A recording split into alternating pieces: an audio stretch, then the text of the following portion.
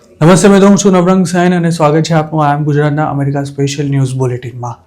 બુધવાર જાન્યુઆરી 28ના બુલેટિનમાં જોઈશું કંટકીમાં Gujarati business owner પર અને ત્યાં કામ કરી ચૂકેલી 2 મહિલાઓએ મૂકેલા ગંભીર આરોપના સમાચાર. જાણીશું ફેમિલી સ્પોન્સરશિપ પર અમેરિકા જવું કેમ હવે વધારે મુશ્કેલ થવાનું છે, તેમજ આઈસ દ્વારા પકડવામાં આવેલા 5 વર્ષના બાળકના ડિપોર્ટેશન પર કોર્ટે લગાવેલી રોકની વિગતો.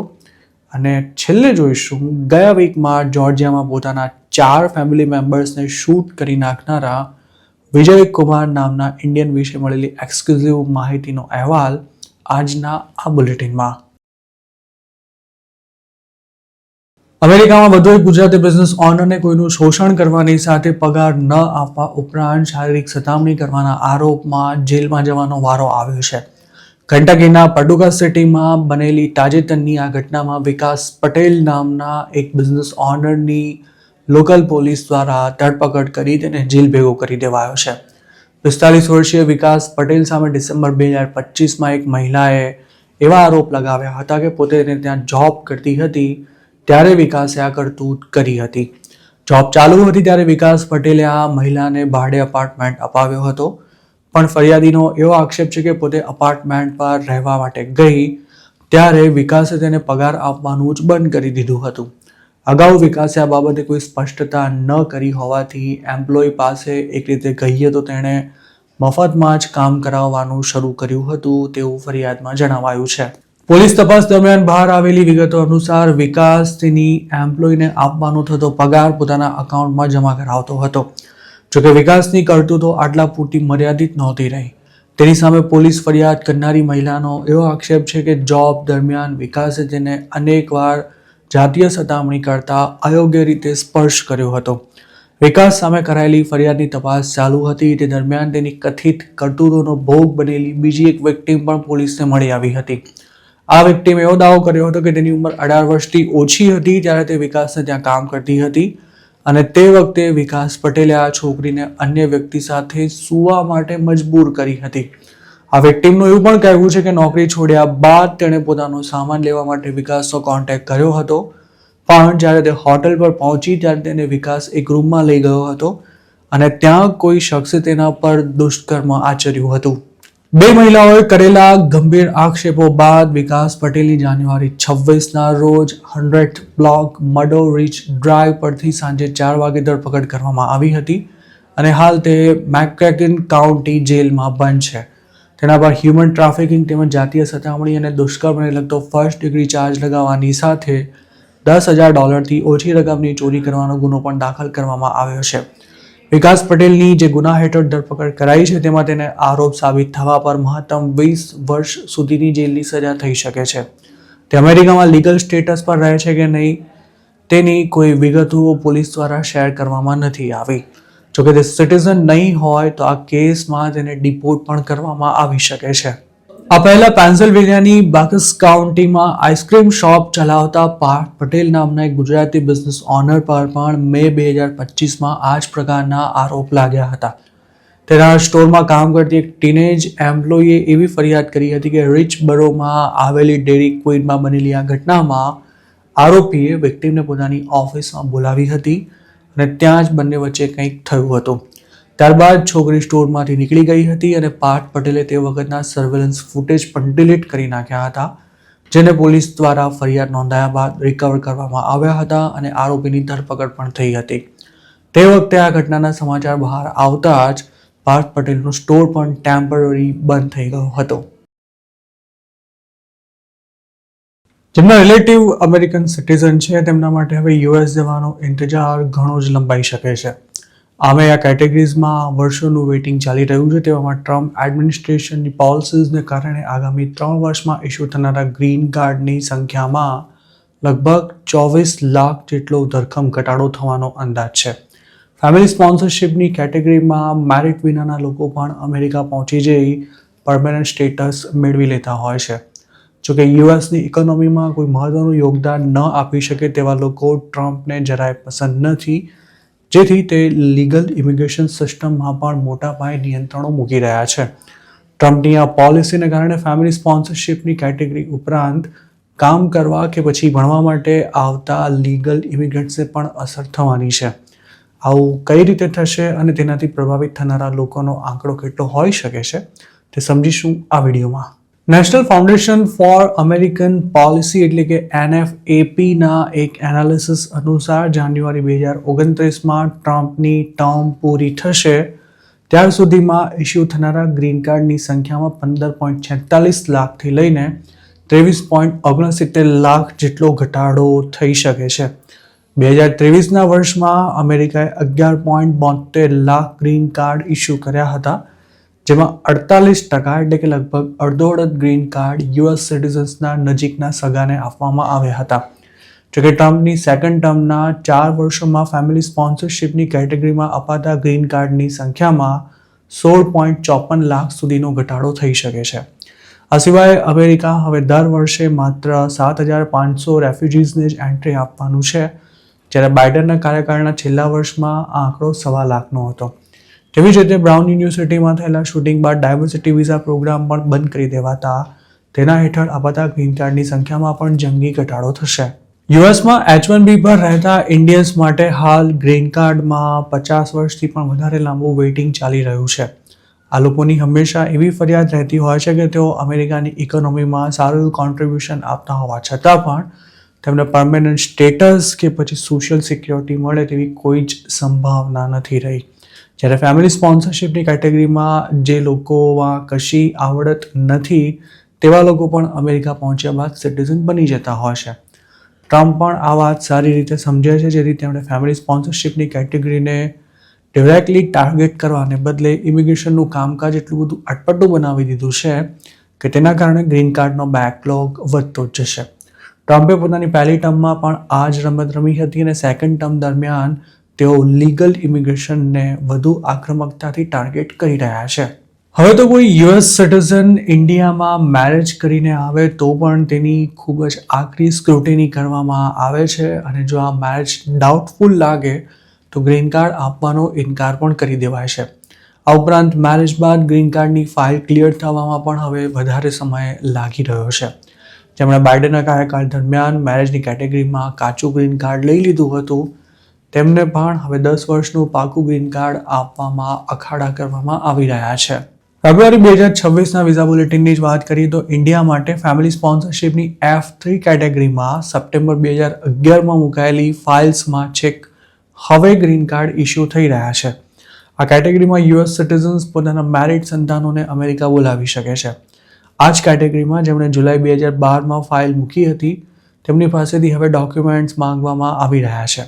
તો બીજી તરફ ફેમિલી સ્પોન્સરશિપની F4 કેટેગરી કે જેમાં US સિટીઝન પોતાના ભાઈ બહેનને અમેરિકા બોલાવી શકે છે તેમાં નવેમ્બર 2006માં મુકાયેલી ફાઇલ્સમાં છેક હવે ગ્રીન કાર્ડ ઇસ્યુ થવાના શરૂ થયા છે, જ્યારે આ કેટેગરીમાં ડિસેમ્બર 2006માં મુકાયેલી ફાઇલ્સમાં હવે ડોક્યુમેન્ટેશનનું સબમિશન શરૂ થયું છે.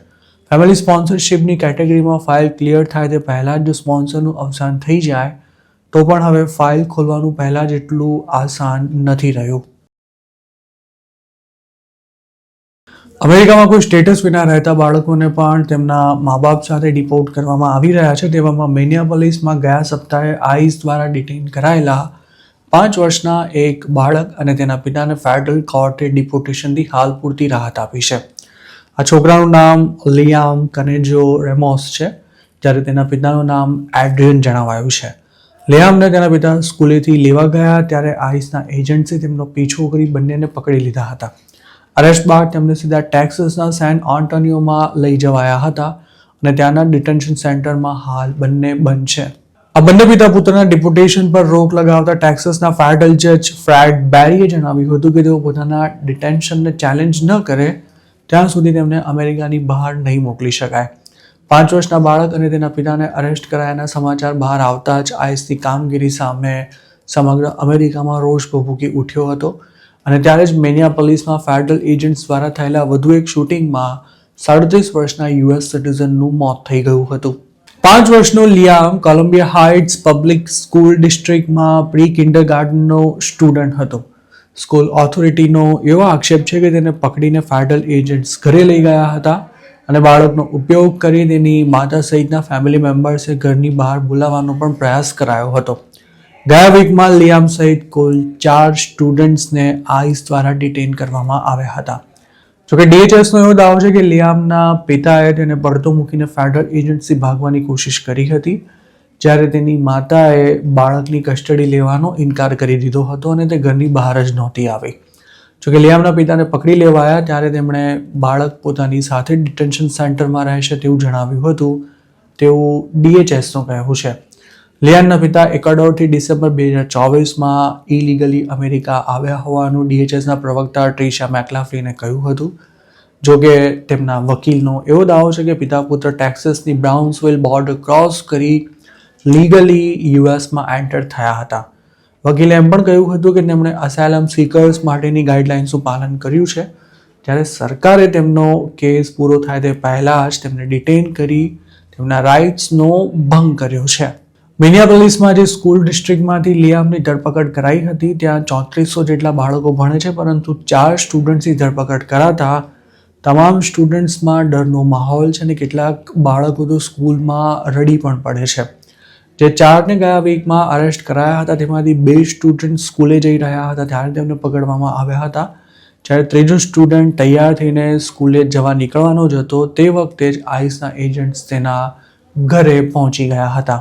મિનેસોટા સહિતના સ્ટેટ્સમાં અસાયલમના કેસ ચાલુ હોય તેવા ઘણા અનડોક્યુમેન્ટેડ ઇમિગ્રન્ટ્સને પકડવામાં આવી રહ્યા છે અને અમુક કેસમાં તો તેમને ડિપોર્ટેશન માટે પણ મજબૂર કરાય છે.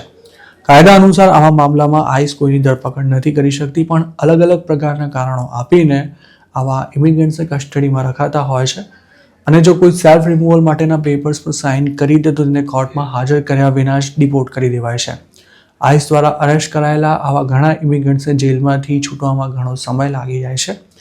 જ્યારે કોર્ટ તેમને છોડવાનો આદેશ કરે છે ત્યારે માંડ $500,000 બોન્ડ પર પણ તેમને રિલીઝ કરી દેવાય છે. જોકે એસાયલમનો કેસ નકારી દેવાય અને ફાઇનલ રિમૂવલ ઓર્ડર ઇસ્યુ થઈ જાય તો આવા લોકોને અમેરિકા છોડવાની ફરજ પાડવામાં આવતી હોય છે.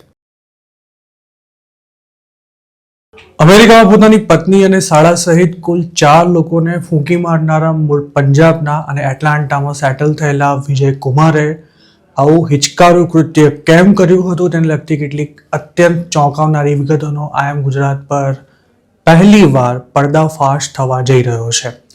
પહેલેથી જ મનાઈ રહ્યું હતું કે હત્યાકાંડ પાછળ પૈસા કે પછી અફેર જેવું જ કોઈ કારણ જવાબદાર હશે અને હવે એવી નક્કર માહિતી પ્રાપ્ત થઈ છે કે હત્યારો વિજય કુમાર છોકરીઓનો તેમજ પાર્ટીઓ કરવાનો ખૂબ જ શોખીન હતો. એટલું જ નહીં, એક ડિવોર્સી ગુજરાતી યુવતી સાથે પણ તેનું 3 વર્ષ સુધી અફેર રહ્યું હતું. આ ડિવોર્સી યુવતી વિઝિટર વિઝા પર અમેરિકા જઈને ઓવરસ્ટે થઈ ગઈ હતી અને વિજયના હાથ નીચે જ કામ કરતી હતી. એવું પણ કહેવાય રહ્યું છે કે વિજય કુમાર મિલિયન્સ ઓફ ડોલર્સનો આસામી હતો, પણ પોતાના શોખીન મિજાજને કારણે તે બધું જ બરબાદ કરી બેઠો છે. હત્યારા વિજયનું જે ગુજરાતી યુવતી સાથે અફેર હતું તેને તેણે એટલી બધી સાચવી હતી કે આ સ્વરૂપવાન યુવતીને અમેરિકામાં ક્યારે પણ પૈસાની કોઈ જ તંગી નહોતી પડી. તેનું કામ વિજયના જ્યાં પણ ગેમિંગ મશીન્સ ચાલતા હતા તેનો હિસાબ રાખવાનું હતું. એવું પણ કહેવાય છે કે આ યુવતી ડ્રાઈવર્સ લાયસન્સ વિના જોર્જિયામાં ગાડી ચલાવતી હતી અને જો ક્યારેક એક્સિડન્ટ થઈ જાય તો તે ગાડી ત્યાં જ મૂકીને વિજયને ફોન કરી દેતી હતી અને બાકીનું બધું જ વિજય સંભાળી લેતો હતો.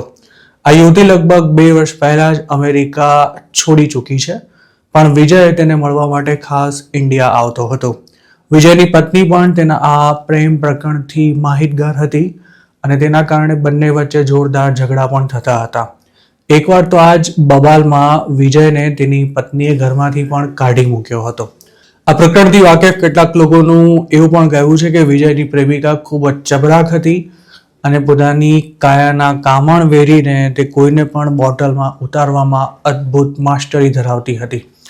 જોકે ચોંકાવનારી વાત એ છે કે વિજયનું આ ગુજરાતી સાથે અફેર ચાલતું હતું તે વખતે પણ તે ઘણી મેક્સિકન્સ અને કોલંબિયન છોકરીઓ સાથે તમામ પ્રકારની મોજ મજા કરતો હતો. એક તરફ તેની પત્ની વિજય સાથે ગુજરાતી પ્રેમિકાને કારણે ઝઘડતી હતી તો બીજી તરફ તેની પ્રેમિકા મેક્સિકન છોકરીઓ સાથેના અફેરને કારણે વિજય સાથે બબાલ કરતી હતી. વિજયને કેટલાક હેલ્થ ઇશ્યુઝ પણ હતા જેની ટ્રીટમેન્ટ અમદાવાદની આસપાસ આવેલા કોઈ આયુર્વેદિક સેન્ટરમાં કરાવાતો હોવાનું પણ કહેવાઈ રહ્યું છે. કહેનારા એવું પણ કહી રહ્યા છે કે વિજય ચિક્કાર દારૂ પીતો હતો અને તેનો ગુસ્સો ખૂબ જ ખતરનાક હતો. જોકે તેની પાસે ગન છે તેવું તેની નજીકના લોકોને પણ ખબર નહોતી. તેની ફેમિલીમાં વર્ષોથી જે નાટકો ચાલી રહ્યા હતા તેનો અંજામ ખૂબ જ ભયાનક હશે તેવું ઘણા માનતા હતા. પણ વિજય આખી ફેમિલીને જ ખતમ કરી નાખશે તેવી કોઈએ પણ કલ્પના સુદ્ધા નહોતી કરી. સૂત્રોનું માનીએ તો વિજય અને તેની પત્ની વચ્ચે ઘણા વર્ષોથી ખૂબ જ ગંભીર વિવાદો ચાલી રહ્યા હતા, જેનું કારણ વિજયનો લફરાબાજ સ્વભાવ હતો. આ જ કારણે તેમના ડિવોર્સ પણ થઈ ગયા હતા, પરંતુ ત્યારબાદ પણ બંને ભેગા થયા હતા. જોકે તેમની વચ્ચેના ઝઘડા બંધ નહોતા થયા કે ન તો વિજય ક્યારે પણ સુધર્યો હતો. તેમના ઘરમાં એટલા જબરજસ્ત ઝઘડા થતા હતા કે પતિ પત્ની બેફામ બનીને પોતાના જ ઘરમાં મન ફાવે તેમ તોડફોડ કરતા હતા. વિજયના લગભગ 10 થી 15 જેટલા ગેસ સ્ટેશન્સ હોવાનું પણ કહેવાય છે અને 300 જેટલા સ્ટોર્સમાં તેના ગેમિંગ મશીન્સ ચાલે છે.